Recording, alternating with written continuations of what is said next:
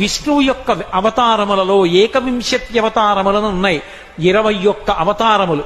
వాటిని స్మరిస్తే చాలు, వాటిని ఒక్కసారి జ్ఞాపకానికి తెచ్చుకుంటే చాలు. ఏనండి, మొట్టమొదట ఆదినారాయణుడు సనకసనందనాదులు, దాని తర్వాత వచ్చినటువంటిది యజ్ఞవరాహావతారం, యజ్ఞవరాహావతారం తర్వాత నారదుడు, నారదుడి తర్వాత నరనారాయణుడు, నరనారాయణుల తర్వాత వచ్చినటువంటిది కపిలావతారం, కపిలావతారం తర్వాత దత్తాత్రేయావతారం, దత్తాత్రేయావతారం తర్వాత యజ్ఞావతారం, యజ్ఞుని యొక్క అవతారం తర్వాత వృషభావతారం, వృషభావతారం తర్వాత వచ్చింది పృథుమహారాజు గారి అవతారం, పృథుమహారాజు గారి అవతారం తర్వాత వచ్చినటువంటి అవతారం మత్స్యావతారం, తర్వాత కూర్మావతారం, తర్వాత ధన్వంతరి, తర్వాత మోహిని, తర్వాత నరసింహుడు, తర్వాత వామనమూర్తి, తర్వాత పరశురాముడు, తర్వాత రాముడు, తర్వాత రామచంద్రమూర్తి, తర్వాత బలరాముడు, బలరాముడి తర్వాత కృష్ణ భగవానుడు, కృష్ణ భగవానుడి తర్వాత ఏకకాలంలో 2 అవతారాలు ఉంటూ ఉండొచ్చు వీటిల్లో.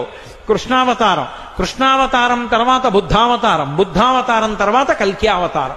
మొత్తం 21 అవతారాలు.